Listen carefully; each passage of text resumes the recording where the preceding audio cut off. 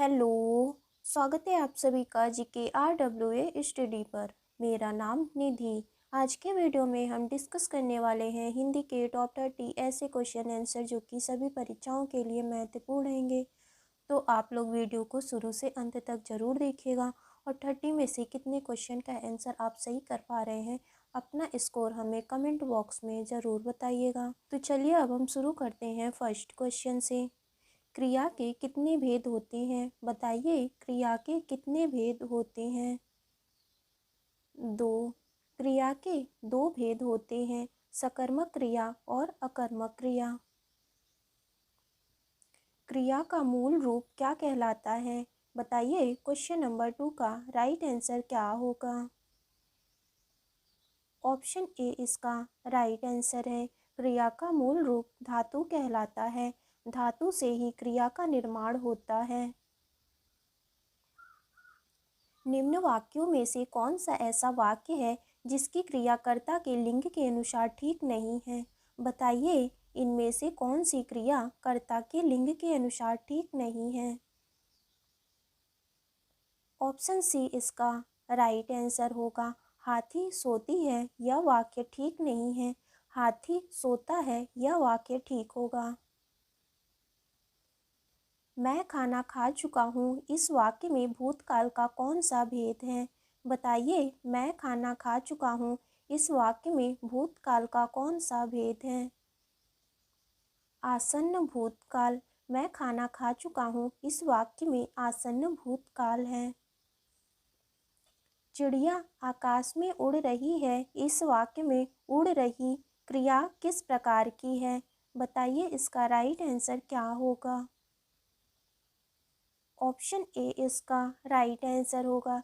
चिड़िया आकाश में उड़ रही है, इस वाक्य में उड़ रही है क्रिया अकर्मक क्रिया है, क्योंकि इसका प्रभाव सीधे चिड़िया पर पड़ रहा है, इसीलिए यहाँ पर अकर्मक क्रिया होगा।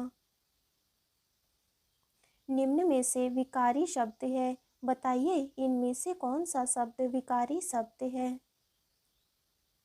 ऑप्शन ए इसका राइट आंसर होगा। संज्ञा, सर्वनाम, विशेषण, क्रिया ये सभी विकारी शब्द हैं। जिन शब्दों का रूप परिवर्तन होता रहता है उन्हें विकारी शब्द कहते हैं। अविकारी शब्द होता है, बताइए अविकारी शब्द क्या होता है?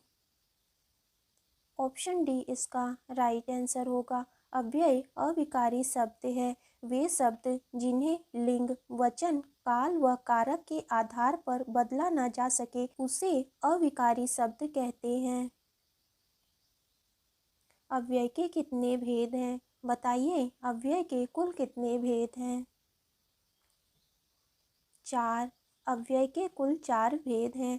क्रिया विशेषण अव्यय, संबंध बोधक अव्यय, समुच्चय बोधक अव्यय एवं विस्मयादि बोधक अव्यय। निम्न शब्दों में से कौन सा शब्द क्रिया विशेषण है? बताइए, इनमें से कौन सा शब्द क्रिया विशेषण है? धीरे धीरे। धीरे धीरे शब्द क्रिया विशेषण है। यह रीतिवाचक क्रिया विशेषण है।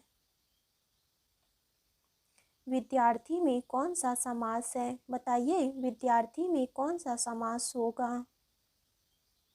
तत्पुरुष समास। विद्यार्थी में संबंध तत्पुरुष समास है और इसका समास विग्रह होगा विद्या का अर्थी। कन्यादान में कौन सा समास है? बताइए, कन्यादान में कौन सा समास होगा? ऑप्शन बी इसका राइट आंसर है। कन्यादान में संबंध तत्पुरुष समास है और इसका समास विग्रह होगा कन्या का दान। साग पात में कौन सा समास है? द्वंद्व समास। साग पात में द्वंद्व समास है और इसका समास विग्रह होगा साग और पात। हिंदी शब्दकोश के 6 का क्रम किस वर्ण के बाद आता है? ऑप्शन ए इसका राइट आंसर होगा। हिंदी शब्दकोश में 6 का क्रम आधा क के बाद आता है। और ध्यान दीजिएगा, 6 एक संयुक्त व्यंजन है। ज्ञ वर्ण किन वर्णों के योग से बना है? बताइए इसका राइट आंसर क्या होगा। ऑप्शन बी इसका राइट आंसर है। ज्ञ वर्ण आधा ज प्लस इ के योग से बना है। अघोष वर्ण कौन सा है? बताइए इनमें से कौन सा वर्ण अघोष वर्ण है। श, स अघोष वर्ण है। श, ख, श ये सभी अघोष वर्ण हैं, लेकिन ह सघोष वर्ण है। दोपहर के समय सालू आराम कर रही थी। इस वाक्यांश के लिए एक शब्द का चयन कीजिए। ऑप्शन बी इसका राइट आंसर होगा। दोपहर के समय को मध्याह्न कहते हैं।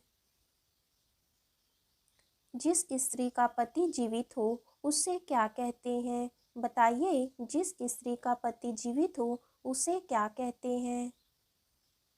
सधवा।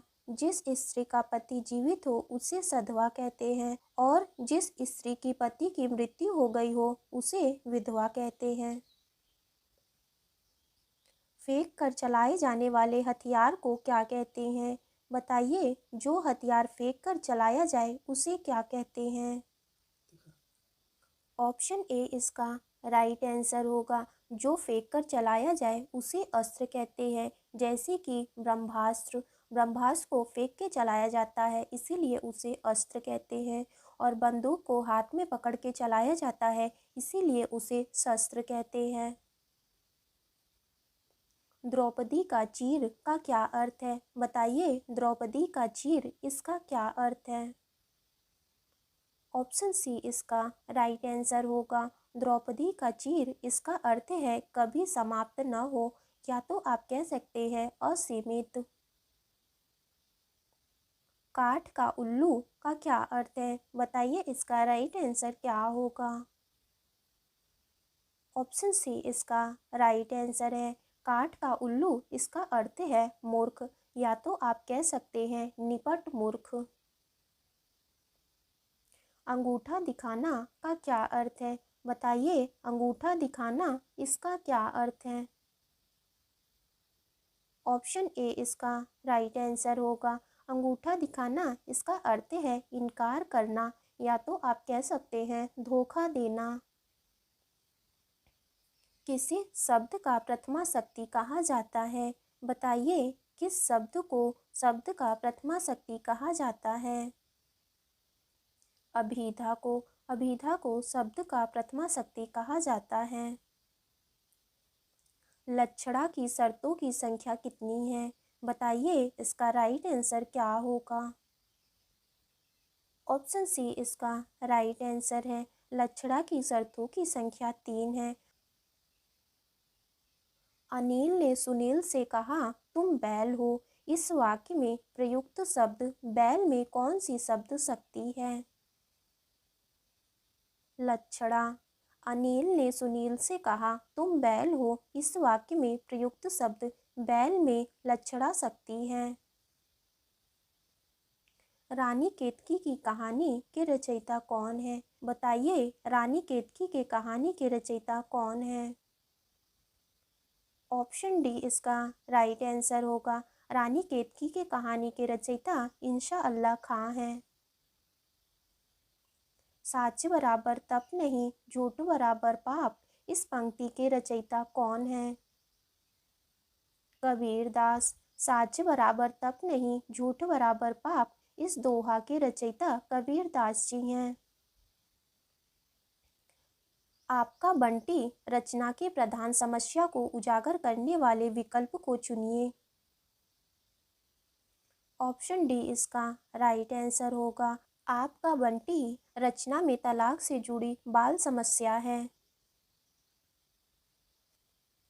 हिंदी पत्रिका कादम्बिनी के संपादक कौन है? बताइए इसका राइट आंसर क्या होगा। ऑप्शन ए इसका राइट आंसर है। हिंदी पत्रिका कादम्बिनी के संपादक राजेंद्र अवस्थी हैं। निराला को कैसा कवि माना जाता है? बताइए निराला को कैसा कवि माना जाता है? ऑप्शन बी इसका राइट आंसर होगा। निराला को क्रांतिकारी कवि माना जाता है। किस काल को स्वर्ण काल कहा जाता है? बताइए, किस काल को स्वर्ण काल कहा जाता है? भक्ति काल को स्वर्ण काल कहा जाता है। नायक में प्रयुक्त संधि का क्या नाम है? यह आपका टेस्ट क्वेश्चन होगा। इसका आंसर आपको कमेंट बॉक्स में ज़रूर बताना है। तो आज की वीडियो आपकी यहीं तक थी। वीडियो अच्छी लगी हो तो लाइक करें, शेयर करें। अगर आप चैनल पे नए हैं तो चैनल को ज़रूर सब्सक्राइब करें।